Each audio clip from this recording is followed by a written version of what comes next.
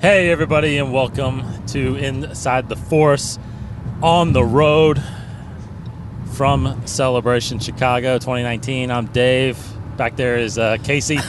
Hey everybody, back there, which especially you guys don't know, but yeah, I'm in the back seat. And Cody's back there too. Also in the back seat. Hey. And sitting shotgun with me is Master Koo. What's happening? Sitting chewing. What's happening, Chewbacca? And he's going to be How you doing, Chewbacca? How you doing? eating his ice cream as we do this episode. Yeah, I'm pulling a Brad Pitt. If you guys don't know, go watch all the Ocean movies and pay attention to Brad Pitt. That was actually on this morning, right? Yeah, As we were it getting really ready. was. Good movie. So it is Sunday evening. We unfortunately are leaving Celebration and heading home back to the bluegrass state of Kentucky. We had a hell of a time these last 3 days. Saw some great stuff. We did our show yesterday from the podcast stage where we discussed a lot, pretty much the whole time, everything about the Episode 9 trailer, The Rise of Skywalker, which we'll do a little bit probably again this evening. But we wanted to definitely get a show in as we traveled back. For one, we got the time. Yeah. And then for two, we saw a lot of great things today from The Mandalorian and from the Clone Wars. And then we haven't really even talked about what we saw yesterday, which was Jedi Fallen Order. Right. So, what do you guys want to start with? Is that go in chronological order? Yeah, we can just do chronological. Just so Jedi Fallen Order. Yeah. We all sat in that panel yesterday afternoon and saw the first glimpses of what this game is going to be. I'm actually very surprised, I will say, because I feel like we saw images of Battlefront really early, and we didn't get the game for like 2 years. Right. But we are getting this game at the end of this year, November 15th. Go ahead. Anybody talk about what they saw?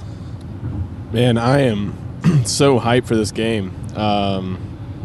We got to listen to the game director. They had a few more people on stage. Lucasfilm, I don't know if he was the game director or liaison from the story group, talk about the game, and then the CEO of Respawn. But it just seems like a lot of care has been taken in this game on the story side. So we got to see a story trailer about the new Padawan. His name's Cal Kestis. Is that right? Yep. Kestis? Cal Kestis. It was just cool to see a new character being added into the Star Wars lore.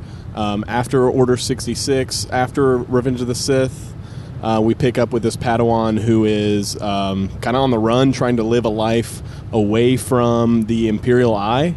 And it looks like we'll be picking up on his journey when he gets discovered and is on the run from the Empire and the Inquisitors. So I'm just excited.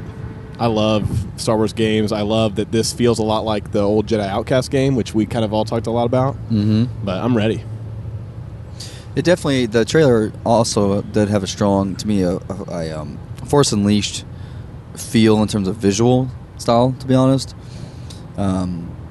But it looked great. It's basically the point of that. Just saying that's what it reminded me of with how it looked. But yeah, the footage that we saw, it wasn't gameplay footage. It was basically a story trailer, like Cody just said. But it was still rendered. It was basically how the game will look. It wasn't that kind of the Old Republic style cinematic trailers where it was way better visually looking than what the game looks like. Now this was pretty accurate to how the game will look, and they didn't talk a whole lot about how the gameplay is going to be. They mentioned a lot about combat, and we'll talk more about that. But from the trailer, if you watch closely, you can probably get somewhat of a little sense of certain gimmicks that they'll be using with in terms of combat, like one time you saw the character running on a wall and Force pulling himself to a ledge. I think that stuff like that might kind of play into it. Parkour kind of style might play into it. But it was really cool. Trailer, we got new characters, new planets, tons of new stuff. Some familiar villains with the Second Sister and the I guess we're calling them now the Purge Troopers. But The main guy, Cal, is brand new, played by Cameron Monaghan from Gotham and from Shameless. So and he came on. He actually ultimately came on stage too and talked, which was pretty cool. And we saw some behind the scenes motion capture stuff, performance capture with him and some other cast. The motion capture was really cool, I thought. Yes. I mean, I just think it's interesting, like video games, how far they've come, and the fact that they're getting an actor who is not just a voiceover actor, and not to say that voiceover acting isn't phenomenal, but they got an actor that they can really capture the emotion of his face, and his likeness is in the character that we saw in the trailer. And then they took it even a step further with the motion capture, where we got to see some behind the scenes. I don't know if this was in the live stream, but there was behind the scenes footage of them doing mocap for the lightsaber fights. And it looks like they put a lot of attention to detail into the lightsaber fights. I think the game director, Stig Asmussen, he worked on the old God of War games. It sounds like he's put a lot of attention to capturing what it feels like to be a Jedi and to hold a lightsaber. So that mocap was really cool, I thought. I follow several voice actors. One in particular, Yuri Lowenthal, who played Spider-Man in the new Spider-Man game, and he talks a lot about how the video games itself, like you just said, it's very much like movies now. So as voice actors, definitely have to take on that physical attribute, which a lot of them, again, like you just said, a lot of them already do. Like if you watch any recording sessions of, especially even Clone Wars, D. Bradley Baker, when he, Mark Hamill, when he does his voices, it's very physical. They get very into it, and it's just as physical it can be in moments. But especially with this now, performance capture, I mean, you have to embody that 3D physical space as any actor would. Very much like how movies are. You're not just bound into a booth. You have a whole warehouse now with sets and props, and the camera's right on your face and it's little dots. So it will definitely get that immersive gameplay that's now becoming a crazy trend in games. But it was fun to see that, and it's fun to even see. You saw a guy holding what is going to be the backpack droid that will follow Cal. And what was the name of the droid? Did they say BD-1? BD-1. That's right, Buddy Droid. Buddy Droid is what Buddy Droid 1, right? So you saw even like a guy kind of moving around the Buddy Droid behind Cal or Cameron when they're doing the performance capture. So it's all very real, and it's gonna translate as such. Which is very exciting. I mean, one of my kind of big questions is how the gameplay is going to be. They talked a lot about this isn't going to be button mashing. This will be I think they described it as like thoughtful combat or something like that. And you'll have to size up your opponent, and you'll have to really adjust your strategy kind of based on who you're fighting. And I'm very curious of what that's going to look like, because this may be very much like a fluid, intuitive type of fighting style that we haven't seen before. Who knows? But what about so that is the gameplay discussion, but the timeline of this thing supposedly takes place about 5 years after Revenge of the Sith, after obviously the Jedi Purge. We've got a Padawan that has survived Order 66. What about that timeline? Because we had a lot of discussions last night about how does this translate with what we've seen in Rebels, when Kanan comes out of hiding, when Ezra and Kanan are Jedi in this early part of the Civil War, and of course during the original trilogy there is no mention of Jedi. There's nobody around. So how much does the galaxy know about events like this? Because it seems like Cal has to use his powers, and that's how he kind of gets discovered. So it's like, is the timeline, is the story starting to, bend, I don't know, break rules or break something? Is it the right timeline to interject a Jedi? Yeah. One thing for me, just on a kind of more base level of that, is we've always heard of the Jedi Purge and Vader, and more recently, obviously, with the new canon, the Vader sitting out as Inquisitors and their responsibility is to hunt Jedi.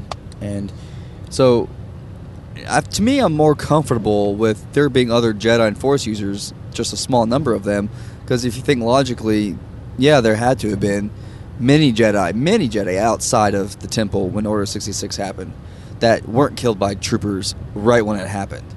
So, or were able to escape. Yeah, exactly. So this, to me, it makes sense that there can be a Jedi like such as Cal out and about. Well, didn't they have that list? We saw his name on that list in the Vader list. comic. A-list? Yeah, No, his name. his name wasn't on it, but the Vader comic does have a list of some of the Jedi that survived. Right. It may have not. I don't know if it would have had a Padawan on it, All but the there's known some Jedi. names that was the list cut off. It's like we I think didn't it see. was. There was partial. There was only like Yeah. 4 or 5 names Yeah. on there, but And- that we saw. But I mean, but there's still. I mean, who's to say how many Jedi are out there that we don't know? How many more Padawans are out there that we don't quite know about, who weren't that powerful in the Force or in their training just yet, but not fully realized, but are still out there and who will remain kind of anonymous. Because I think one of the other characters in this game, I missed it, but you guys heard it. I think that one of the other characters in the game is a former Jedi Knight. Yeah, they mentioned Yes. that the Cal will have like a mentor type character or somebody that it goes along the journey with them, and they showed her in the trailer if you watch it, and she's like reaching from the ship to him at one point, and I think she's voiced by Deborah Wilson. Yeah, Deborah Wilson, Which I don't call her, yeah, but I didn't unfortunately, recognize her at all, but. A former Jedi Knight. I mean, that's kind of big. Yeah. I don't know why she would be a former Jedi Knight, other than she survived Order 66, or did she leave the Order? Right. I feel like that got slipped. Yeah. Was the actor the one who revealed it? I think so. I think it was the actor. I think and I feel like because no one else said anything else about it after that. So I feel like it was like, oh, well, you probably were supposed to discover that. Yeah, and she doesn't have a name yet, like her character name, right? Right. Like we I haven't don't learned a think lot so. of the actor or somebody mentioned Cal will have like a sort of a group that he goes on this journey with, but they didn't reveal anything about who or what type of people these people are. Yeah. And they mentioned a planet, but I failed to catch what the planet name was. One of the planet names. Deborah Wilson's I think she's from Mad TV. Oh yeah. Oh, really? Hold on, I'm going back. But as you're finding that, so also, kind of the timeline of this. I mean, I don't know if 5 years was confirmed. Was that confirmed in the panel? Is that still kind of like the thought, the rumor? I don't think it's confirmed. I The think only they thing said it, didn't they? Well, Mandalorian's 5 years. I don't know. We talked about the No, rumor. well, that's 5 years after Return of the Jedi. But Yeah. I think they said 5 years after he's been in hiding on the Outer Rim. I don't recall that part, but I think that could very well be the case, and then maybe we'll see like a prologue that is right when Order 66 happens, which would be pretty cool. And then it jumps forward several years to where we pick up in the story, which would be awesome. Maybe not. And even you talking about going through his kind of backstory there. Actually, it does remind me a lot of Kanan, to be honest, and kind of is that trying to remain hidden, and they were doing some job, and then they had to use the Force, and they got discovered. So it is a kind of a similar story. But Well, yeah, I was talking to one of the other podcasters last night, and we were talking about it, and basically he was saying too that aren't we seeing Kanan Part 2 basically? I mean, Right. This is like they're taking the Kanan story and turning it into a game. So that's why I was kind of like, I mean, trust me, I'm going to play this game. I love campaigns. yeah, I'm not a multiplayer. I think, Cody, you're the same way. I'm not Yeah. big on the multiplayer. I enjoyed the first Battlefront, never got into the second Battlefront as far as the multiplayer. I love the campaign. So definitely a campaign player, and I will play this like crazy. But I do think story-wise, I know that the story group and a lot of the creatives that come through, they don't really want to repeat themselves. I feel like they keep trying to stick. What new stories can we tell? I mean, I get it. I definitely think there's a lot more to it. I mean, they said we barely saw any of it. So I'm assuming the richness of the story and the history of, especially the saber itself, is probably what everybody will go crazy for, not necessarily Cal's journey, maybe, Like, Right. I'm more worried. I'm more interested of whose saber that was, or what other people he's going to be running into. Will he run into another rebel cell? Will he join another, the rebellion? Even though the rebellion isn't, the alliance isn't there yet, but will we see Bail Organa? Will we see Fulcrum, Ahsoka? That'd be Try awesome. to recruit this guy. So it's like that kind of stuff is what piques my interest as far as the story, because I feel like if you're just doing this with all new characters, it is Rebels all over again, in my opinion. So I would have liked to see, and I do believe they'll do it eventually, a true Jedi story with Jedis, prior to episode 1, where you have a master and an apprentice that are going out and doing missions, Yeah. That would be a game that I would go crazy for. That would be a great game. And you know what I think is interesting? I mean, obviously this game space is kind of new for this era of Disney Right. and EA having a license for Star Wars games, but the title of the game reads as Star Wars Jedi, and then the subtitle, it doesn't have a colon, but the smaller text is Fallen Order. So I do It think used to have a colon. it did it? Yeah, I thought I remembered one. when they Maybe first it's- released it. It Was, definitely reads like that, and I think I was saying that it kind of harkens back to the old Jedi Knight games, Jedi Outcast, Jedi Academy. I wonder if they could use this title of Star Wars Jedi and take us to different places, whether it's with this character Cal in the future. What happens to him after this game, we don't know. Does Vader kill him? Who knows? But Right. I think we could go, like you're saying, Dave, and have other games in other eras where it's just Star Wars Jedi, Old Republic, or whatever. However they would want to title That'd be it. cool. That'd be pretty cool. New Order. Yeah. Yeah, totally. But yeah, it's just, that was kind of the one thing that left me with this game.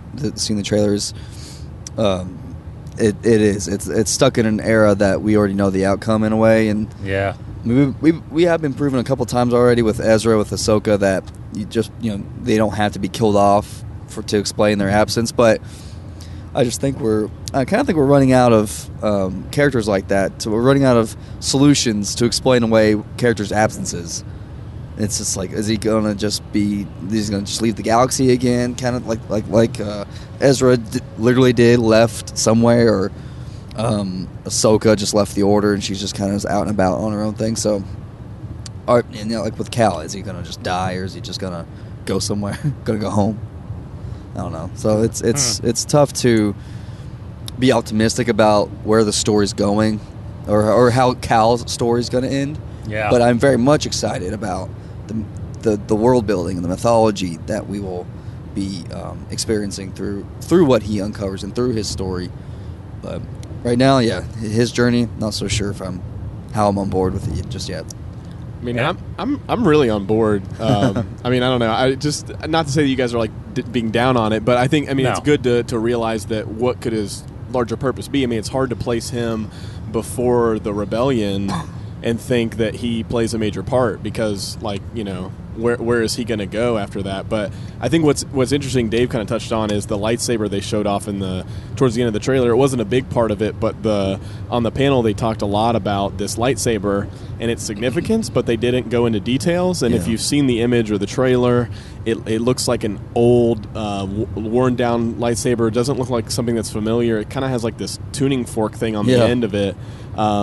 And then the image they released in the game has these like old-looking Jedi, or I assume Jedi, but old-looking symbols that could be Arabish or Jedi text language or whatever. And then a lot of the concept art and some of the footage we saw had these markings on the walls and things that looked like they were from an older era, or potentially old Jedi temple. And I think those parts of the lore of the Jedi or of Star Wars is what makes me the most excited about it. Of how it could fit into the overall narrative of, maybe Cal's impact isn't as great, but his journey impacts us and how we learn about the Jedi. And, we're still learning about it in Episode 8, with the sacred Jedi texts, Luke and Octo and all that. So Yeah. No, that's what I'm saying, that I'm most excited about as well. Yeah, they said that the lightsaber will evolve, which was an interesting word to put to it. but yeah, I'm curious. I'll always love more world building, more mythology building. So, obviously, for me, the more the merrier. And yeah, I'm very excited to see what this added, because they didn't talk a lot about where the campaign will go, how the campaign will unfold, and again, gameplay. So, like, rumors that we've heard is it's not completely, like, you don't have to play the story completely linearly, but it's also not completely open world. Very much like SpiderMan, the game. That's just a rumor they didn't talk about on the panel, but I'm still hoping that's the case.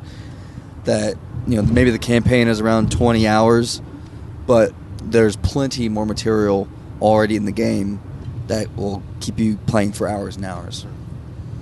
Yeah, I hope it's not. And I know they mentioned, didn't they mention too, or you guys read that it's definitely not stealth. There's no stealth aspect to the game, meaning you're not like hiding your powers and not able to use them. Like, you're going to use your powers. So, I mean, I'm sure some of you guys have played, like, if it's anything like Assassin's Creed, even though that's stealth, but like how that is, you can journey around and see a lot of different things, even though there is a linear story going on. God, if it's anything like that, I'd be thrilled. I like Red Dead Redemption. Yeah, well, yeah. I used to play. Yeah, that's super open world too. Yeah, I used to play that quite a bit, but I'm probably more of I like multiplayer. Yeah, you but I don't mind. I when we talked about this weekend too, because obviously the game came out, or the trailer and stuff. But I used to like just to watch. To be honest with you, I used to watch Casey's my brother. If you don't know, I used to just watch him, man. We used to just sit and snack, and I used to just watch him play these games like Assassin's Creed and Old Republic and all these things. And it just, for me, it's just like watching them. I mean, you're just watching a movie, like with all the the short little movie breaks. What do you call them? They have a special term. Cutscenes. So yeah, but I'm excited as well. And I don't think it's going to happen, Corey, for you. But Maul's alive at this point. Yeah. Well, if he's in it, I'm buying it. I'm playing it. I'm excited find about a way to place his skin, or whatever. But the rumors too going around that this second sister is a former Jedi, right? Well, that's cool too. Maybe I like confirmed. the Inquisitors too. Yeah, well, that's what I was about to say. I'm excited about the Inquisitors. I mean, we've seen some of them, and I think a lot of us here have read the Vader comic. If you haven't, read it. It's great. I need to catch up on it because I'm not done with that run yet, but I've got to a point where learn about a lot of the Inquisitors and their backstory. Yeah. So now, see, that would be a killer game. Yeah. Because the Inquisitors, They're to be scary. an Inquisitor to hunt Jedi, because you know that the Jedi have to be killed, right? So why not be the character that goes out in a game and finds these Jedi and wipes them out? I mean, well, that would be cool, man. I would definitely like that. I and as you were describing it, I think it was Cody. I just was thinking how oppressive, because if he's a younger cat, if he's not a full Jedi, he's like a Padawanish apprentice type guy, Force user. Coming across someone like an Inquisitor has got to be this just overwhelming, oppressive force. Unless he's super just powerful, natural and powerful, she's quick, she's fierce, and they're just scary. I want that feeling either when I play it or watch it to be like, oh no, like being chased or something, like running or fighting, because you're just overwhelmed. It's just how much does he actually know, and how good is this kid? I didn't see. I don't think I even saw all the trailer. I think I was doing another panel. I think I was at the Fantasy Flight panel, actually, wasn't I? Yeah. No, that was in the morning. That was in the morning. But yeah. So we'll see. We'll see how powerful this kid is. Well, I think they did mention that you would grow in your skills, grow in your force ability. Yeah. Throughout the game and probably beyond, because I feel like this would this has got to be a series, some type of series. Like you said, maybe it jumps eras, but more than likely this is kind of this. And I don't want to say it is, but it's like a Force Unleashed reboot. You know, Force Unleashed was non-canon now, obviously. So this reminds me a lot about that, even though storyline's a little different. But you're a Jedi out there trying, doing missions and stuff like that. So, well, I mean, the game makes it seem like that you're definitely going to be a Jedi, and I think I'm really excited about that. But could Cal, towards the end of this, be recruited to the dark side or to the Inquisitors? Right. I don't Very know much that. so. I don't know that would be cool. how open it'd be. I think a lot of us talked about. We love games like KOTOR where you're given a lot of choice. That You're could be where you given, win. like choices of dark side powers, light side powers. Will Cal always have a mentor that it's a Jedi Knight? Will she be there for the whole game, or will you have opportunity to learn from the Inquisitors, or will you always be fighting them? I don't know. Yeah. no, it's very good. I wouldn't. That would definitely be a wouldn't new mind way. Like you were describing, Casey, how it's kind of getting to the point where it's like, okay, so they just are gone, or they just haven't been found yet, or they're out there. It would be a new way to explain that, where he actually would be turned. Yeah. That would be really cool. I would like that. Well, that then lends itself to the question: That's where does Vader show up in this game? 100%. 100%. Yeah. 100. Wow. Last, Well, you last think boss. he killed? So he either kills you or recruits you. Yeah. I don't know. If there's a choice, I'm taking Vader. Maybe there's two endings. I will straight up go. That's what I was like. I love that Vader Immortal, the Vader Immortal VR experience that we got to do. You guys got to do that. Yeah, that was really cool, man. To be standing there and have Vader walk up to you. And there are people that cosplay Vader all the time, but this was different. Yeah. It was like black, smoky. You saw his lights, his silhouette walking down this hallway, the footsteps, the thuds, and you're just standing there, and he just walks right up to you, and he's like pointing at you, like talking to you, and you're just like, yes, okay, whatever, I'll do whatever you want.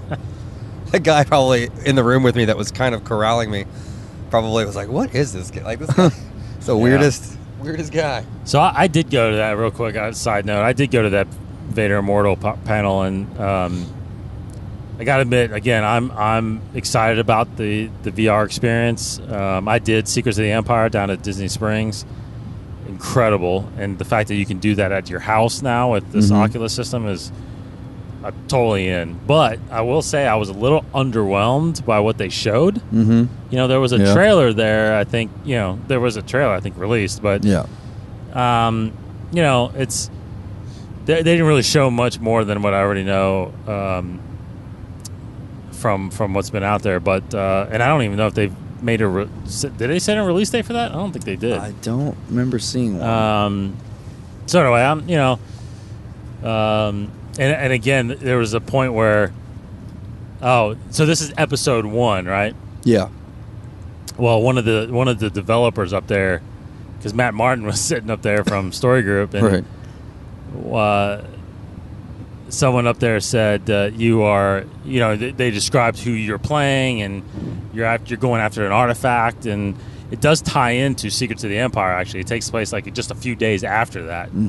So if anybody out there has done it, this is kind of a continuation. But someone on the development, or someone on the, I think he was on the Oculus side, or he might have been on the, I can't remember, the story side, but he said something about, this is only episode 1. When you get into the second episode and start learning Force powers, and Martin's like, spoilers. Jeez, yeah. And everybody kind of looked at each other, like, and you could tell it got dropped right after that. Like no one said anything. So, jeez.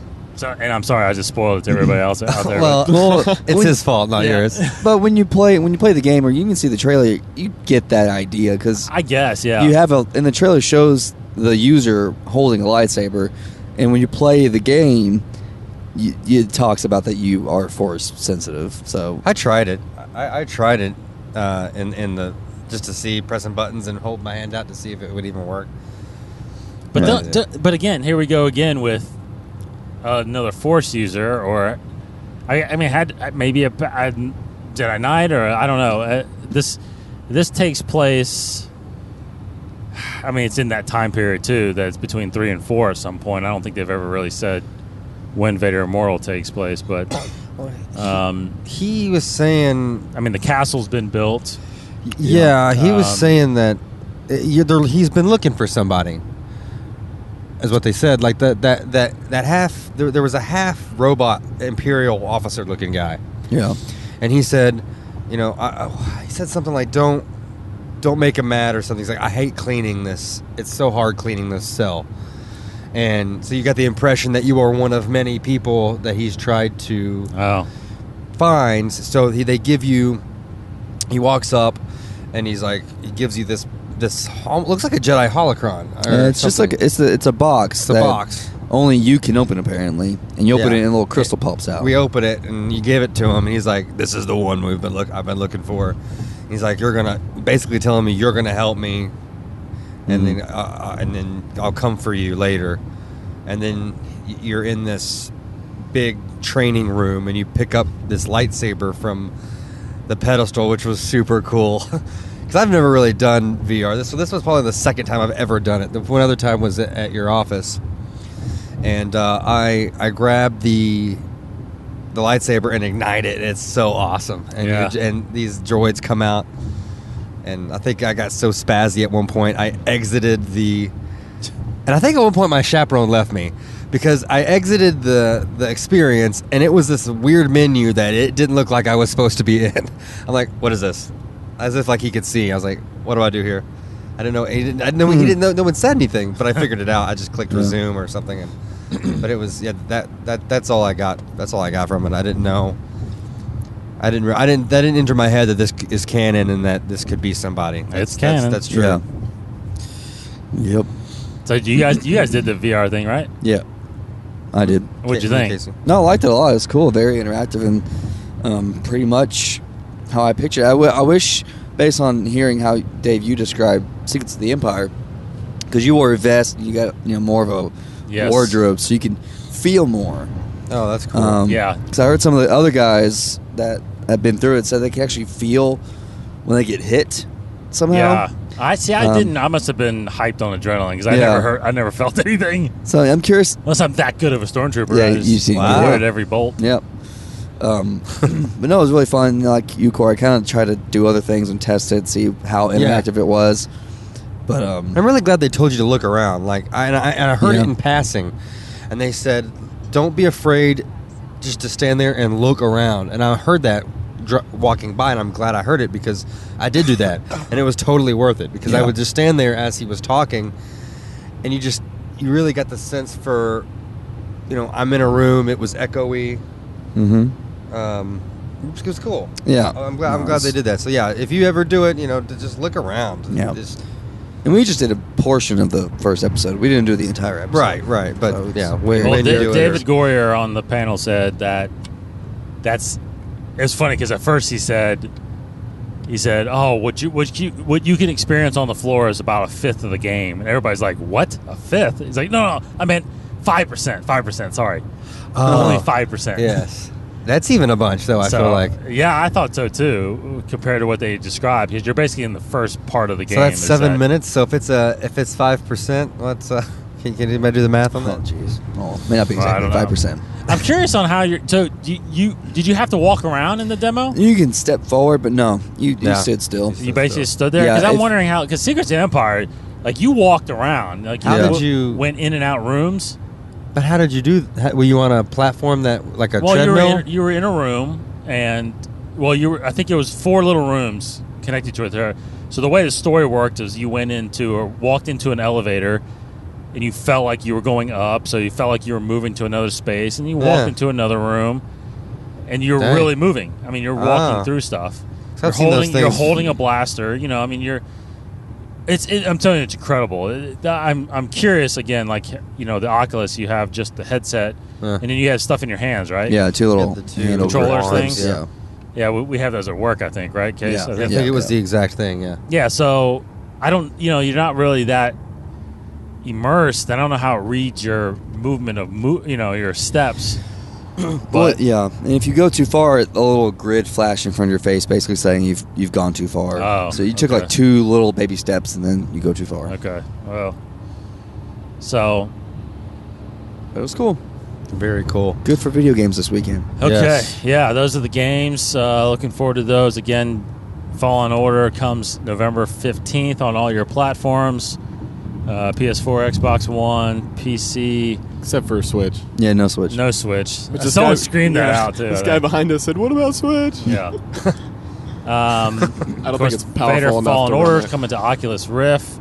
Oculus, what's the home version called? I can't remember. Oh, geez, I can't remember. Oculus something. Yeah. But anyway, that's... so those things are coming. Now, we get to Sunday. This morning, we had the fortunate opportunity by winning the lottery Very fortunate. to get into the celebration stage for the Mandalorian. If this was one to win, this is like the one to I win. totally agree because Mm-hmm. I don't think, as of right now, no footage has been released except bootlegged footage. Mm-hmm. Right. Cammed. And I think that all streaming was cut. So if you're only in that room, you saw what we I saw. think so too. Which is awesome. So, take it away. What would you Blow through it. what'd you see, and what do you feel like after you saw it? So we got a pretty cool little behind the scenes reel, a little mini featurette of the show. It was pretty vanilla looking stuff. Get really cool shots. Nothing spoilerish at all in that reel. But the best stuff was the scene that we shot. That we saw, and the trailer that we saw after that.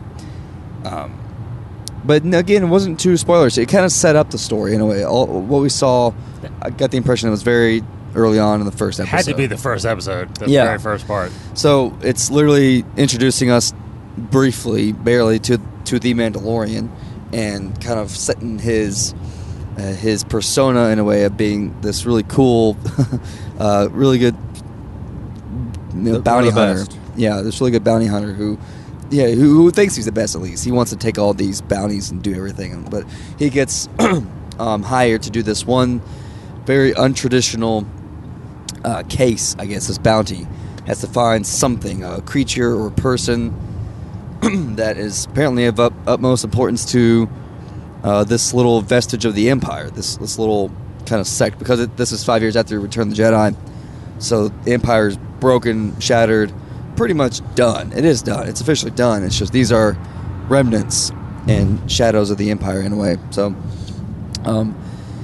we didn't see very much of the other characters besides glimpses in the trailer. But no, I very much was excited. I loved every single frame. I thought it was very beautiful looking.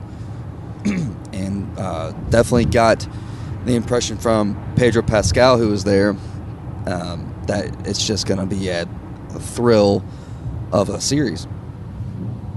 Oh. Do you want to talk about like what exactly happened in the? Someone else talk, because my voice is getting shot.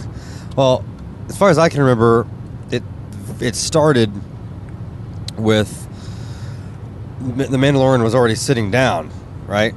Or did he go through I don't know. He's at a booth with a guy. Yeah, he's sitting with Carl He's with Weathers' Carl Weathers, character, yeah. who his name is like it was Grief something. Do you guys Yeah. remember? Yeah, He's the first leader. name, He's yeah, the it's leader of the guild. It sounded like something about a guild. good. Yeah, Guild of Bounty Hunters. Guild of And the Bounty Hunters, yeah. and he, so they're sitting there, and he's showing the Mandalorian all these different bounties that are out there, like bail jumpers, I think he said, and these little circle things that I guess are They weren't lucrative enough for him. Yeah, and so, but then the Mandalorian kind of says, "I'll take all of them," and he said, "No, I've got other bounty hunters. I've got other people in the guild to do this."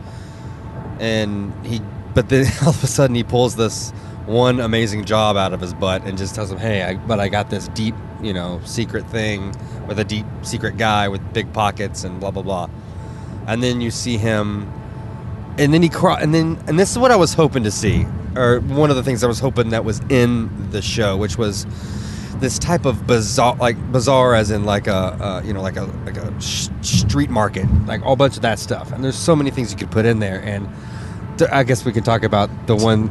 So there was one, he passes through a lot of stuff, but the one thing that really kind of, rubbed me, I got over it quick, but it was kind of sad, where there was Salacious B. Crumb's race, or the alien, whatever the alien is. Kowakian monkey lizards? Monkey lizards. A monkey lizard, for crying out loud. Okay, so a monkey lizard.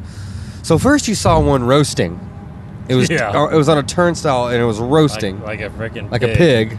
And then you reveal that there was one in a wooden, like a cage, watching, like terrified, it seemed, which was kind of sad, and you just kept walking, but he gets up to the side street, and it's another really cool thing, which is kind of like that eyeball that comes out of Jabba's palace, that his big door, and it looked just, it wasn't, I love the fact that it wasn't digital, all this stuff is physical things, and it got real close to him, and it sounded just like it was really cool. I just loved it. And he walks through this door, and this gonk droid meets him at the door, takes him back to this other door, and it's revealed that there are these stormtroopers that I've never seen stormtroopers like this, where they are look like half broken, half bloody, dirty. Well, yeah, they're pretty much in hiding. Exactly, the Empire has got to be. Exactly. They're they're the outcasts now. Yeah, it was really cool. It was a different feeling. Like, you're used to seeing the Empire shiny, strong, in numbers. Like, it looked like there's a small cell of these guys that's been through a lot. It was the off-white stormtroopers. Yeah, it looks like the Empire. There's as we see later with, I can't remember. I don't know the guy that plays Gus from Breaking Bad. Yeah, he was. He plays another great bad guy. Was it Giancarlo Esposito? Yeah. Something like that? So you have those. You have some remnants of the Empire. These officers that are. It seems like they're still trying to operate or hold on to some kind of power. Yeah, they're trying to still flex their hold on the galaxy a little bit, veterans. even though they don't have the government that backs them. But So anyway, like you said, the Mandalorian comes in and sits with his name Werner Herzog. Herzog, yeah. Well, before that, they had that standoff, though. That was pretty cool. That was like a cool western-y type of thing, where like those type of westerns where you walk into like the saloon and one wrong thing happens and everybody's tense, and they have because I don't think he really likes the Empire. I guess the Mandalorians don't like the Empire, but it's a very tense situation. And this doctor guy fumbly walks through this door, and they just all point their guns, and it's one of those classic spaghetti western standoffs where it's like, you lower your guns, you lower yours first, and that's when that older guy kind of steps in. And they have a conversation that we talked about earlier today. That they dropped some words that I just not familiar with. I feel like Filoni and Favreau wrote their own encyclopedia, or really pulled from the encyclopedia of Star Wars, and they were just pulling out all the old stuff and or new. I can't really recall. Yeah, I don't know. But you saw some kind of Imperial credit, which is apparently worth a whole lot of credits. But it was really interesting, and they talked a little bit about what this asset is that the Mandalorian has to go after. If they ever release it, if we just keep watching the bootleg versions to pick up on it, but it sounds like he mentions that he refers to as they are 50 years old, and gives them the last coordinates to go find them. You couldn't give him anything. He gave him. It wasn't even the full coordinates. It was the last 4 digits. He said 4 digits. Something. Yeah. So it's and he wants them preferably alive, but if he has to kill them, then he has to kill them. So it's quite interesting what that person or creature or people are. Yeah, it was. Yeah, and he paid him. I think it was the first half, and he gets the rest upon delivery, or proof of the down death, payment, I guess. yeah. And it's some kind of silver rectangle-y metal-looking thing with an Imperial symbol, kind of looks like smelted in on it. And I don't know what the heck that was, but because I couldn't really hear, and he had a great voice though. But when he handed him it, he said something like, it's good to have this back in the hands of a Mandalorian to restore the natural order of things. And it was very like that specific payment had some I didn't take it as a slight until And didn't Dave. he say what? Well, when he said that, I took it as like he was trying to appeal to the Mandalorian, like, isn't it nice to have things back? But I think you said something about like it's a slight where like the Mandalorians don't like the Empire, so he was saying that as like a dig on him, because like I thought his reaction was weird when he said that. Well, I interpreted it as it was a form of payment, and because I thought he said that there's a ton more of it after you deliver. But the fact that the Mandalorians are working for him, isn't it nice to have things back the way it should be? Yeah, that sounds about right. And he just kind of like turned around, like half turned, and at first I thought that was because like he wasn't actually that makes sense. Yeah, that makes sense. But it's that old notion of he's an older officer. He wants to continue playing war, and he doesn't want any change, and he wants to hire bounty hunters to do stuff then again. Or have the Mandalorians back in the palm of their hand. So I definitely took it as that. I didn't realize that they had beef until after. Well, I don't know if there's beef, but bounty hunters. Well, some Mandalorians were faithful to the Empire. Some were faithful. Yeah. Yeah. Wasn't Finn Rao? Was it? Who was it? And that is the thing to keep in mind too, because I think we're so familiar with Boba Fett, and I'm not sure. Well, yeah, I do. I'm not. It was. Or Casey, you might have to remind me. I think wasn't there a question for a long time whether or not Jango was actually Mandalorian? But I think it was confirmed that he is Mandalorian. He's from Concord Dawn. Yeah, right. But now with the new canon, there is still some mystery though about his origin. So a lot of people obviously brought up over the years whether or not Boba Fett was actually a Mandalorian or he just found this armor. Oh, yeah. But, if he's a descendant of Jango, technically he is by blood, but maybe not. He hasn't really lived like a Mandalorian, right? He hasn't. He's not from Mandalore. Right. Blah, blah, blah. So he was born on Camino, basically, right? Yeah, born and raised. But where did he go after? Where did he go after? Who, Boba Fett? After. He was raised by Aurra Sing and trained by Aurra Sing. Even Bossk even claims that he trained Boba Fett. Oh, really? Yeah, because they ran together, and there was episodes of Clone Wars where they were together, and God, I hope they. Speaking of Clone Wars, before we jump to it, I hope they re-earth those Boba Fett Cad Bane episodes. Yep.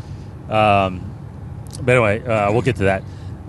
So the thing to remember though is because of that, I guess it's burned in all of our minds that Boba Fett wears Mandalorian. He's a bounty hunter. That not all Mandalorians are technically bounty hunters. It's just funny that there is another one. Another one, that's doing that. So, but you guys made a good interesting point that I didn't notice. That on and I don't know how much we read into this, but the celebration, villains and heroes, that the Mandalorian was on the villain side, right? Yeah. Do we read into anything of that? Well, Pedro Pascal, he was on the panel that we went to, and that dude is just electric. He's a great actor. Really excited about him. Super jazzed about it. Yeah, he is a fan through and through. And he said he explained a little bit about his character. Obviously, he didn't give away his name. He didn't say a lot. He's mysterious, but he says that he has questionable morals. Yeah, which is in line with a bounty hunter, a Mandalorian. This time where the Empire is in shambles. It's before the New Republic has been established. So it's this time where I think the bounty hunters and the scum and I think.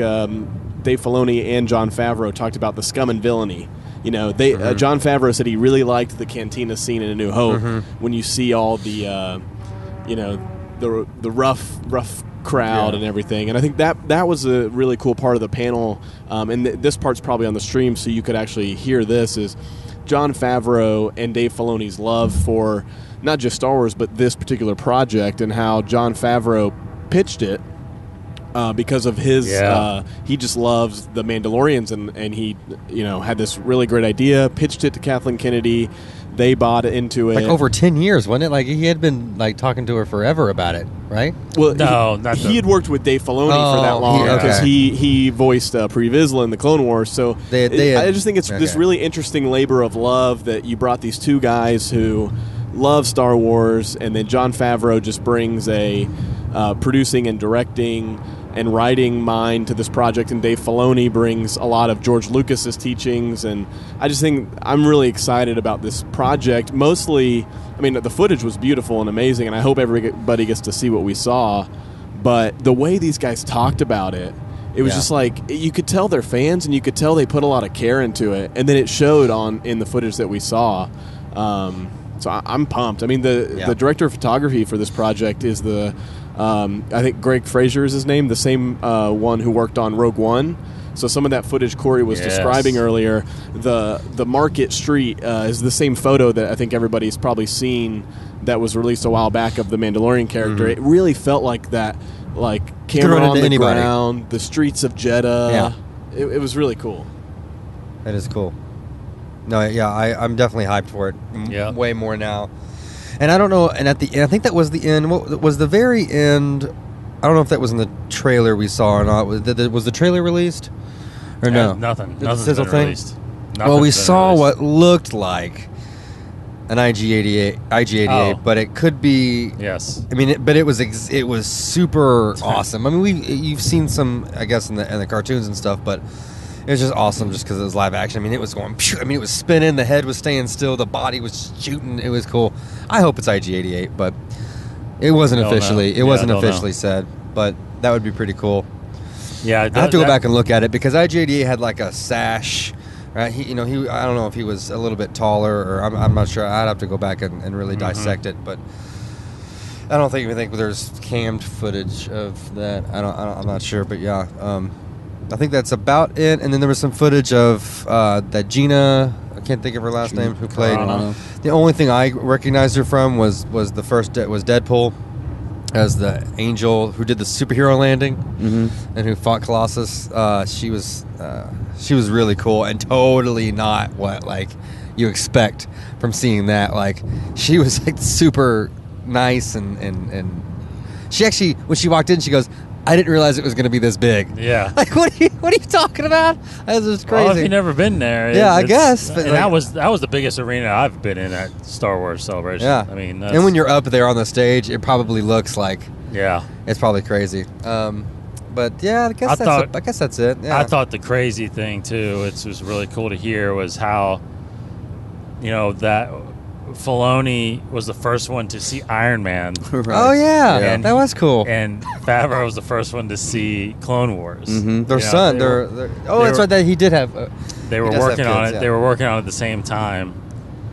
Back in 2000, what was that? 2010, 9, 10, 8 or 9. 2008. Yeah. On the ranch, he called it. So these guys have been together. Talking as friends, because that's when he said, hey, if you need somebody to voice a character, it's like I do actually. Pre Vizsla and Mandalorian, he's a Mandalorian. So it's just crazy how that story has extended now for the last 11, 12 years now, and we're about to get a first ever live action Star Wars TV series for it. So I wasn't expecting Kathleen Kennedy to come out and actually introduce him at all. It was pretty cool that she did that. Well, and in that sizzle, talking about their relationship and their work at the Skywalker Ranch, George Lucas, and I think we kind of knew that he had been on set. He may have posted a photo with him, but he was in the sizzle on set. He was. I think it looked like it was one of those cantina-like scenes. And so it's just really cool because throughout the panel, as we kind of mentioned, Filoni, he does talk about what George taught him a lot, and he obviously learned. Always a lot throws from it back him. to George when people give him. And he learned so much from him, and he really credits a lot of that to George. And Jon Favreau talks about just George Lucas's impact on myth and the hero's journey. And I just think it's really cool that George's fingerprints are still obviously very much all over Star Wars, but with this show and with Dave Filoni's first live-action directorial debut, George was a part of it as well, which I just think as a fan is really cool to see. Yep, very much. All right, so that is the Mandalorian. I'm sure we'll have more to talk about that in the coming months. Not really anything revealed about it as far as besides it being launched on Disney Plus. Disney Plus being given a date this past weekend also that it's November 12th, I think, is what I saw. Yeah, I think so. November 12th, the Disney Plus streaming service will be available. They also released cost of the streaming service. It's $6.99 a month, or you can pay $69.99 for the year. Mm-hmm. I mean, I'm in. Take my money. Oh, yeah. Mandalorian, Clone Wars, whatever. Yeah. Take it all. Loki, Winter Soldier, Falcon. I mean, all that stuff. So anyway, leading into the next panel we attended, which was the last one we did before we left, the Clone Wars sneak peek panel, back at the celebration stage. Look, I've been excited for this ever since the announcement came last July at Comic-Con, where they surprisingly dropped the trailer that announced the return of the Clone Wars, the hashtag Clone Wars saved. Mm-hmm. Warwick Davis hosted this panel, which in the first part of it featured Dave Filoni, of course, and then the three main actors in a sense.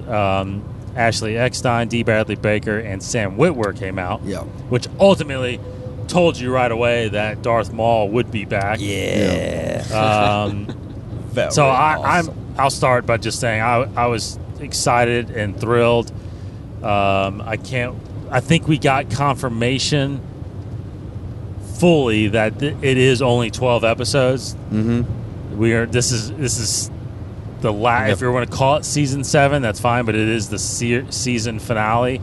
Mm-hmm.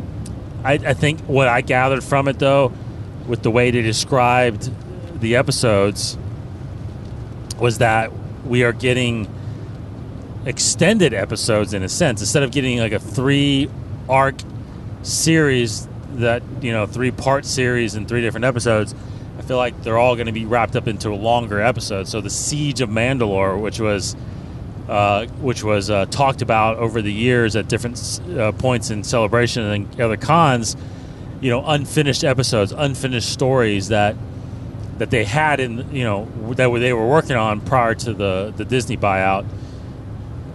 Those episodes are going to come back to us now, and they're going to get finished out. And it sounds like they're into one episode. Filoni kept referring to the Siege of Mandalore, that episode, this episode, that episode. So it's like that episode of Siege of Mandalore, the Bad Batch that was released as a unfinished animatic series in a sense.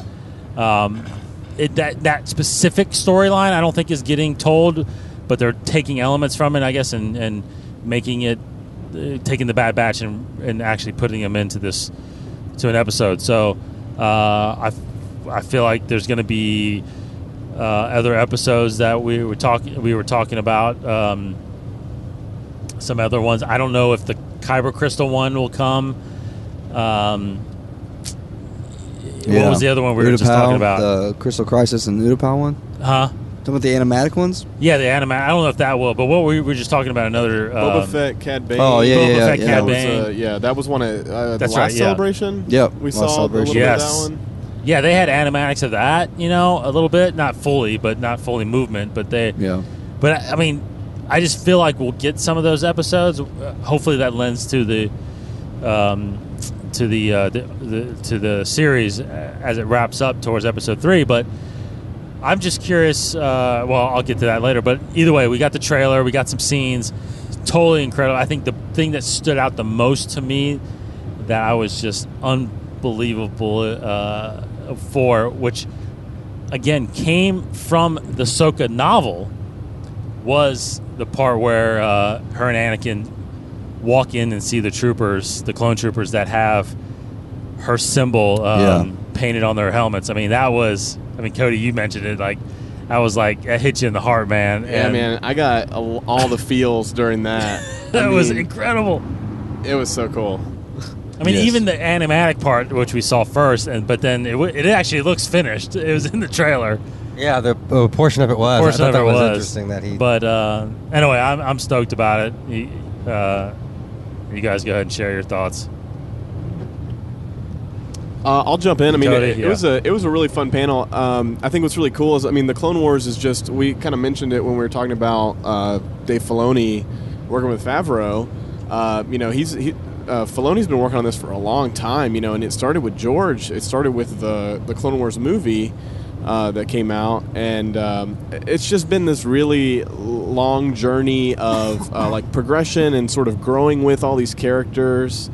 And I think it's just interesting because, you look at a character like Ahsoka, and when she was first introduced, I'll be honest and say, I was like, Anakin can have a Padawan. He didn't have a Padawan in Revenge of the Sith. He never mentions a Padawan. Like, all these things where you think about how are they going to introduce characters into canon, and how are they going to have an impact. And we talked about that with the video games, and how does that impact the larger stories. But now I'll sit here and say, after watching all the Clone Wars and sitting through this panel, even well before this panel, Ahsoka has grown on me so much. And it's kind of been fun to watch her grow and grow with the show, and just see how a character like that, she was there before we had Rey. She inspires a lot of people, inspires me, and it inspires just a lot of fans. And I think it was just really cool to see a lot of that culmination happen on stage a little bit, and it seems like the very end of the Clone Wars, not including the Lost missions, but the ones where Ahsoka leaves the temple and leaves the Order, this last finale season is going to really focus on her story. And it seems like, obviously the Clone Wars is kind of all about her, and we've got all these other amazing characters, Anakin, Obi-Wan, Yoda, all the characters that we love. But I'm excited to see where Ahsoka arrives to, and how that could affect the future, because we've seen her in Rebels, and we know that her story's not done. If you've watched the end of Rebels, and I'm just excited about Ahsoka, and yeah. Case. Oh, go ahead. Yeah. I pretty much. I loved that we saw 3 clips. One from Bad Batch, one from the Ahsoka scene that we just mentioned, and what was the other clip that we actually saw? Do what? What were the 3 clips? What's the third clip I'm missing here? The first one was Ahsoka, the Bad Batch one, and then the Rex the one. one where Ahsoka is then crashing Ahsoka one, into 1313, which is also really cool. That was cool. I mean, it's interesting to try to think of where these 12 episodes are going to take us, and it does indeed seem like it's going to be pretty much Ahsoka, because to think of what are the main things that we always heard from Filoni of, like, the story he wants to tell. Like, Ahsoka's the main character of the series, but also the story of these clones, and he's always wanted to tell the story of Boba Fett, which I do kind of think maybe would be great if we saw that Boba Fett story capped off, but this is definitely the story of the Clone Wars, so all these 12 episodes will be centered to me around the finishing the Clone Wars, finishing this part of Ahsoka's story, and that's going to be very exciting to to finally see that and finally see the Siege of Mandalore. But no, it was incredible to see that. It was incredible to see all the cast, and then later they brought out the rest of the cast. Yeah. Who I was like the whole time I was missing. I was like, where's James Howard Taylor? Where's Matt Lanter and these guys? Other guys that we know are here.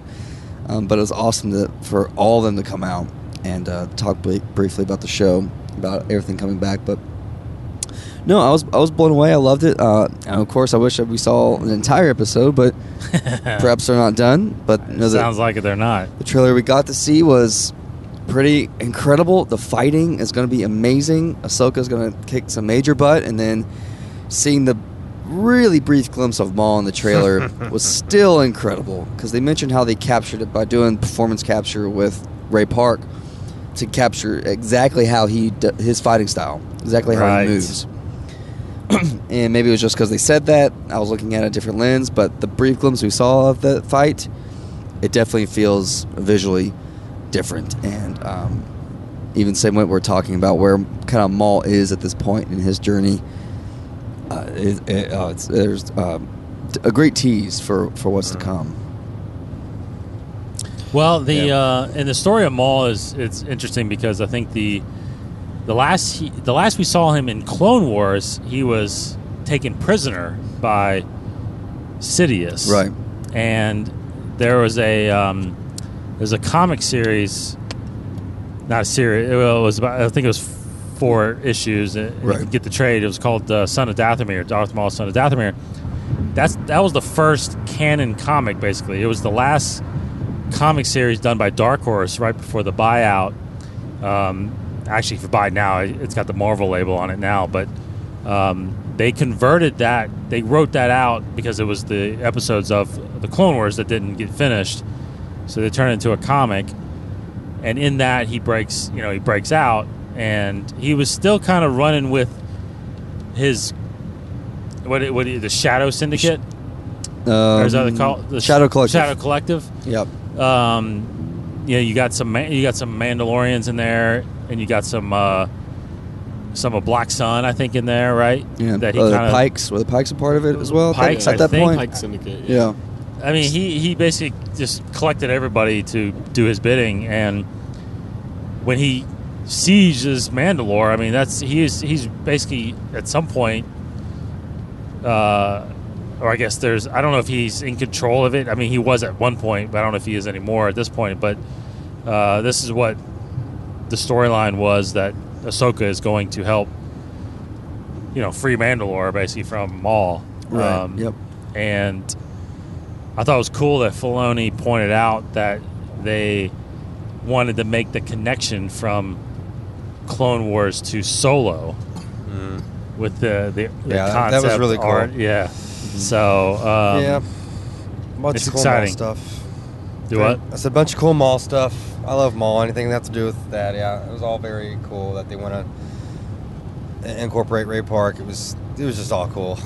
Yes. That's what I'm excited to see, and that they're, and Sam Witwer's description was very well put, but it was a cool moment between him and Filoni where we're all listening very intently to Sam Witwer, because anytime in a panel they put one of these actors on the spot, you just listen, and your heart, like, you want to hear something slip, but you also don't want to feel embarrassed with them, and like, because they could get in trouble. But I was listening very intently, and he described it in such a way that, and I guess I'll describe it, and then I'll tell you Filoni's reaction to it.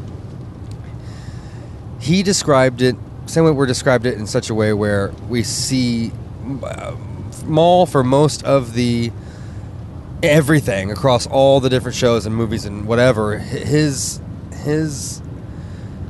main mission is just this circle. It just goes around and around and around and around. That he basically is just infested with this anger towards Obi-Wan. Well, he said and that it hasn't changed, and that everybody else gets to grow up and change and move.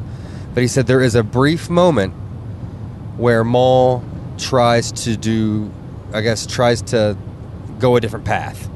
He said there is a brief moment, and then right after he kind of said that, and because he said something else, I think, like, but it fades, and then right after he finishes it, Filoni jumps in and says, "You just reached that. You almost went over. Like, you almost said too much. Like, so, like, apparently his explanation was right there. Like, it was right teetering on the edge of you're gonna unveil something about Maul that I don't want you to. So I thought that was cool, because I hung on to his every work, so I wanted to hear what he had to say about Maul. But yeah, it's cool that they're incorporating Ray Park. And yes, Casey, I agree. I think just that small snippet did seem like his step back. I don't know why it was something about his step back, because I remember some of Maul's old fights and stuff that maybe looked a little jerky, and maybe you're right. Maybe it's just because I know now. Like, would I have thought that if I didn't know Ray Park? Was probably not. But yeah, it definitely felt different just for that 1 second, because it really was 1 second. Yeah, very excited about Maul. More Maul. So last thing, is anybody else want to mention anything else about what we saw or seen? Good. 9. Anybody want to? Nine's a whole nother conversation. 9. I don't know if I could talk. Let's talk my more about jaw 9. is still Listen on to the floor from watching the 9 trailer, so I'm still trying to like get my jaw back in place because it fell down when we watched the trailer. No, yeah, definitely. So we'll tackle 9 in the coming weeks. We had a pretty good discussion, obviously, from the Celebration stage, podcast stage. Mm-hmm. That's the previous episode. If you didn't listen to that first, check that out. The last thing I want to mention, I just kind of thought of this, that I'd love to get you guys' thoughts up on this. You know, it was really neat, I think, especially hearing from Filoni and Favreau, I think, how much they, and honestly, and even in the articles we've seen lately with JJ, it's like how much these guys and girls too, I mean, I'm sure Kathleen does, lean still heavily on George for consulting, for ideas, for direction. And my question kind of right now is, because I was just thinking in my head, like, if you're George Lucas, I mean, looking at what's happening and what we're getting this year and how do you feel? How proud are you of what you're seeing? If at all. I mean, it's hard to speak for George Lucas. He would probably say something. I mean, do you think he would feel that? Like, you know, do you think he feels like this is what I wanted? Like, this is the Star Wars I had in mind that I couldn't do. I mean, he couldn't do all this, but by himself with his own money, you know. So I think what's interesting about it is that he probably, I mean, definitely seeing Dave Filoni directing live action is probably he's got to be immensely proud. And I think Jon Favreau even hinted as much, that he had a conversation without Dave Filoni in the room with George, and George spoke so highly of Dave and how excited he was for The Mandalorian and him working on it. But I think what it really, a testament that it has for George is that, you know, Star Wars is obviously his baby, but you look at Star Wars and the tone it sets, and we all have feelings we associate, some that we all share commonly, but some that we all take different things from it. But I think Star Wars is just incredibly hard to write, and I don't think enough people really realize that, and realize just how unique it was, because we all care about it and love it, and we all come back to it day in and day out, and it all goes back to George. But, you know, we see all these new books and comics, and they're all fantastic. Maybe not all, but a lot of them are really fantastic. And it just shows you how hard it really is to strike those same chords that George was able to. You know, I think if he were to look at it all, I would hope that, you know, seeing Palpatine's involvement in 9 is something that, you know, he can kind of take pride in the fact that, you know, he set up this story that lasted movies beyond his involvement. But I think it's really just more of a testament to his genius. You know, the fact that, you know, we look at, you know, some of us talked about, you know, Last Jedi. I think the writing missed the mark there. I think there's parts of it that I love, there's parts of it I don't like, and there's parts of it I think feel very atypical of Star Wars. But some of the other stuff we've seen this weekend really does feel very Star Wars. And I think a lot of it has to do with George's involvement with some of these different projects. Case, what do you think? I wouldn't say that every story for the movies that we've gotten so far is probably I don't know, made George Lucas proud. I don't know, because you You think if Solo, the way it was originally going, it deviated from maybe what George originally would have intended, so that's why those directors were let go and they brought him on. I don't know. So it is hard to say whether or not it's kind of kept up George's vision through and through, but because they've made mistakes about certain things, because box office can tell you that, or critic reviews or whatever. I don't know. It's all can be very subjective at times. Me personally, though, I mean, I'm very much overall happy with the direction it's going. I think it's it's definitely had some missteps, I think, just with I don't know if that's necessarily the creative choices or just choices by Disney. Who knows? But again, overall, I'm very much happy. This weekend just shows one more time how very much excited of a time it is to be a Star Wars fan. There's so many great things happening and coming. I'm very much optimistic about the future and on board with everything that Kathleen Kennedy's doing and the people that she's putting in charge of these projects. I'm very much got my trust and faith in what's going to happen. Yeah, I think their head's in the right spot. I think it all stems from, I think she may have said this at one point, but it's absolutely imperative that you are a Star Wars fan, first and foremost, before you even step foot in the office to talk about directing or doing anything with the movie. And I think all the important movies, or I should say all the movies that have done well, because I feel like they've had George Lucas on set at least a little bit, because I feel like when George sees something that isn't right, he'll tell you.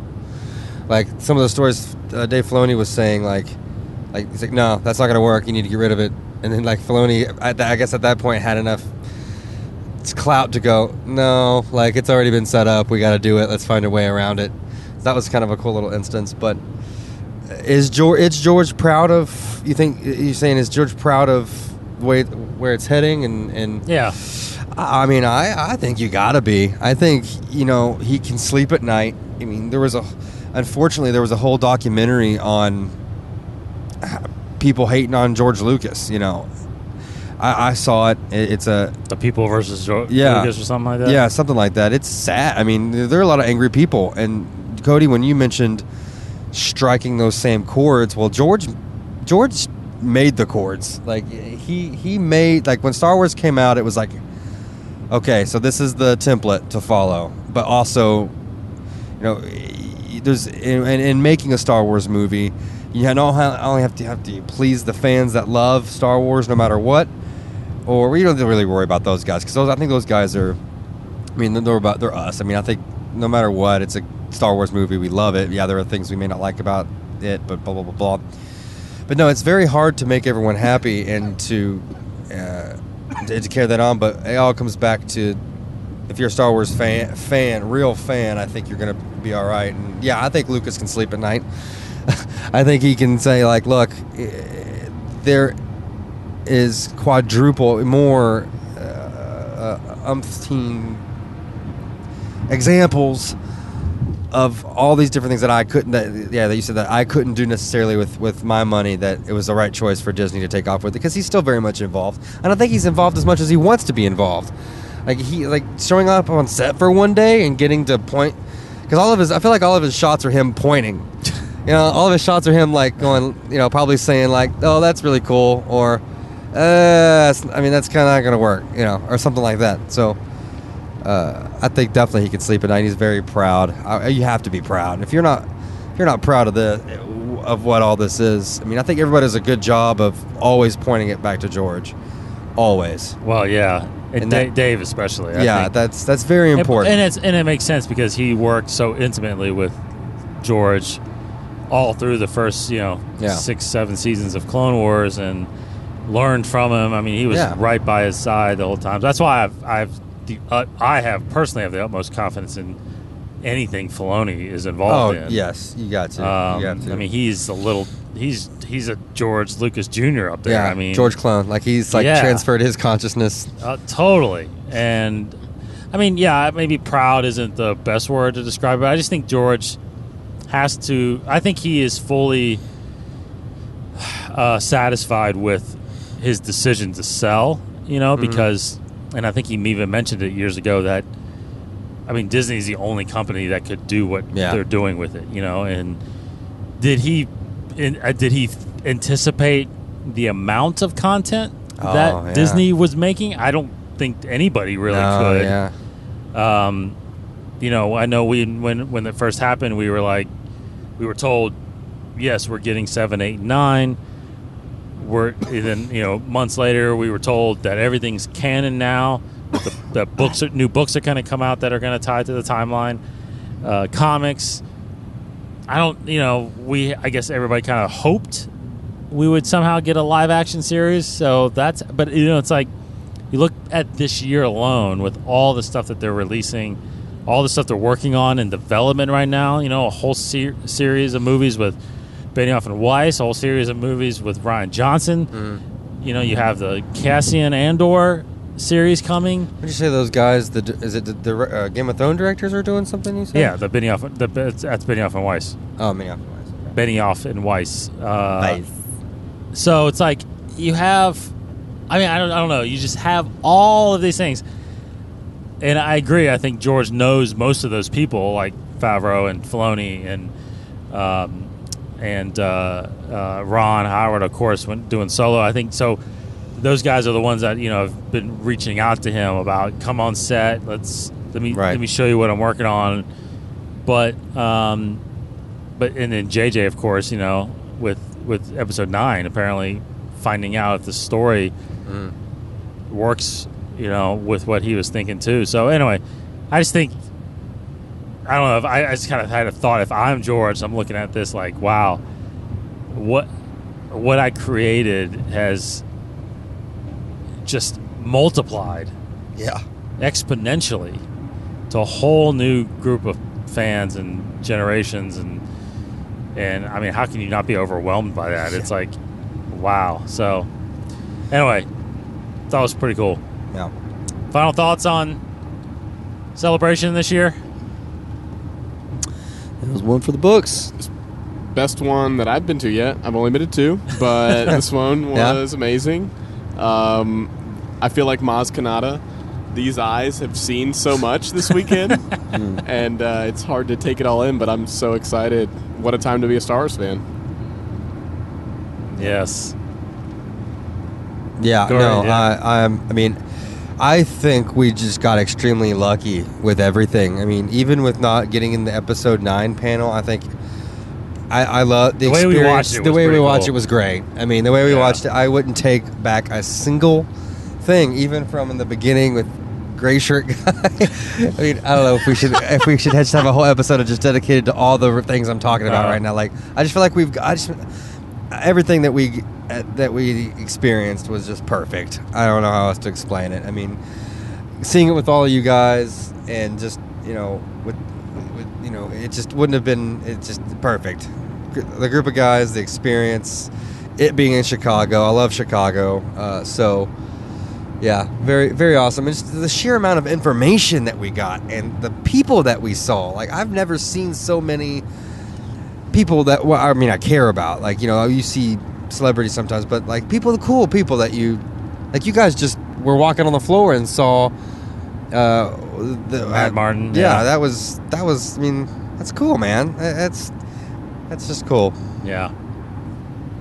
Case, you've been to several of these. Yeah, this one was my fourth one, I believe, or fifth one. I can't remember right now. Four or 5.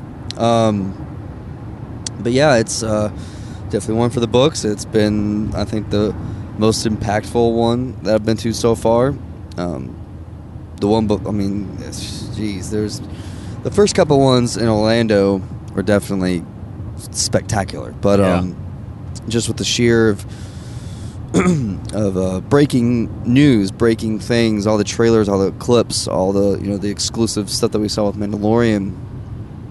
To me, I believe that it is unprecedented, the amount of new content that we were previewed this weekend and of what's to come. It's all the new information. Again, it's just exciting. It's the future is great to me and for Star Wars, and I think it's going to be a very fun and satisfying ride.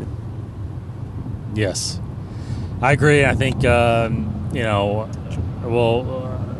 probably talk about this in the next couple of episodes, but I think I've always said Celebration is just a unique, wonderful experience for Star Wars fans. I had a great time. I mean, the best thing about it, and honestly, the best thing about it is being with you guys and sharing that same passion, because I have such a huge passion for Star Wars, and it's not only contagious to the people like all of us, but like seeing thousands and thousands of people that share that same passion in one room, one place. I mean, it's truly something that cannot be broken. No matter how much you read about hatred out there, or things that people not liking things, you're gonna have that, and you're gonna have some loud voices of that. But this is the place where that all gets thrown aside, and everybody here is just sharing in that love and passion for what has happened in the past and what is coming in the future. And it definitely seems like a very, very, very bright future for Star Wars, especially with what's coming this year with 9, with Mandalorian, with the Fallen Order. I'll get more into it probably next week or something like that, but I still think that I still like it in Orlando. I like Yes. the warmer weather, I think, for sure, even though it's further away from us. But look, I'll say it once: the app didn't work. It didn't help us at all. Yeah. Kind of screwed me over a couple times. But it didn't hinder my experience whatsoever. Mm-hmm. I just, Chicago was great. I mean, I love Chicago, but I wish it was August in Chicago. Mm-hmm. But regardless, Celebration, once you get inside those rooms, it's all about sharing an experience, and this definitely will be one that I will remember for sure, with all the ones that I've been through. Unfortunately, I didn't see as many people as I wanted to, walking around. Cody, you said you passed David Kahns. I would have loved to see and talk to David Kahns again. I never saw Leland Chee like I did in Anaheim several times. I walked into him 3 or 4 times at Anaheim. People like that I wish I would have. Unfortunately, we never saw George on stage, although I feel like he may show up there tomorrow morning. I don't know. Mm-hmm. For the episode 1 panel, which I'm a little bummed that I'm not going to, but definitely stream it later and see that and see what happens there, because it's a very big deal. 20 years of episode 1. So, all right, I think that's it. Are we done? That's good. It's good. That's a good episode. It's good. It's a big nutshell. It's good. It's good. It's good. Thanks everybody for listening. That's our Celebration report. We'll talk more about it, like I said, in the next few weeks, next months. We got a lot to dissect as we get closer to episode 9, which is 8 months away. The Rise of Skywalker. I'm sure everybody that's listening has seen the trailer 100 times like we have, but there's so much more to still talk about that. So we will do that as we do our journey to episode 9. So we will continue the next couple of weeks talking about episode 1. We'll get more deep dive into it, and then we'll continue that through the next few months as we hit every episodic movie leading up to December and the release of episode 9, The Rise of Skywalker. So what's the short term for this movie? Is it going to be Rise or is it going to be Skywalker? Skywalker? Or Rise. I can do both. I don't know. You know how each one of them has Rise. like a one I word. like Rise. Rise. Well, what's everybody's? Do you say Phantom or do you say Menace? I say Phantom Menace, honestly. You say Phantom Menace? Yeah. I never shorten it. I say Menace. Really? Like A New I Hope. usually use the episode number. New Hope. For like- I take off the first Unless letter, it's Jedi. first word. You take the first. First word. Phantom Menace. Phantom New Menace, Hope. Yeah. Do you say clones? No, I said Attack of the Clones. Huh? You say I Attack just of say the it fast. Wow. Say episode 2. See, I Yeah, say episode Menace. 2. I say clones. I say Revenge. Yeah. I do say New Hope. Say Jedi. Empire. Jedi. That's confusing But now. 'cause Jedi's. Last I know. Jedi- That's now it's. You have to say Last Jedi. I think. Yeah, I take out the first word. Last Jedi. You say Last Jedi. Yeah. I say Yeah. Last Jedi. Not So I the say Last Jedi Jedi. for Return. Yeah, that's weird. I don't say episode 8. Yeah, there's only certain ones that I use episode numbers And for. I say Awakens. Last Jedi, and I think I'll say Skywalker for this one. I will say Skywalker probably. Skywalker? Oh, I don't know. I may say Rise. Rise, yeah. All right. It's because it's short. And Yeah. I'm lazy. And you can do your Palpatine impression. Return. I should start saying Return. again. Probably should start saying Return. Did everybody hear that? Was that was on stream? Like everybody knows about that, right? Yeah. I think so. Yeah. Yes. When he yeah, came we out- saw it because we saw it. Oh, on the stream. right. But like, does everybody else that wasn't at Celebration know? Yeah, everybody saw Okay. that Oh, yeah. part. Okay. Yeah. Oh, that's right. Star Wars show. Yeah. Right. Star Duh. Show. All right. Duh. Thanks for listening, everybody. We are at InsideTheForce.com. Thanks for listening. See you guys next week. He's Cody. JJ's bringing it home, baby. He's Casey. Goodbye, everybody. He's Koo Master Koo. Goodbye. I'm Dave. May the Sorry, I was gonna do the whole thing, but Go I didn't. I don't know. That does not sound like the Emperor. That was No, like, it doesn't. I need to listen to it It again. was like the Jim Carrey is the ghost of Christmas present. Yeah. Oh well, I'll get better. I'll work on it. Hope you guys had a great time at Celebration. If not, I'll always say it. Get to the next Star Wars Celebration. Thanks for listening, everybody. May the Force be with you.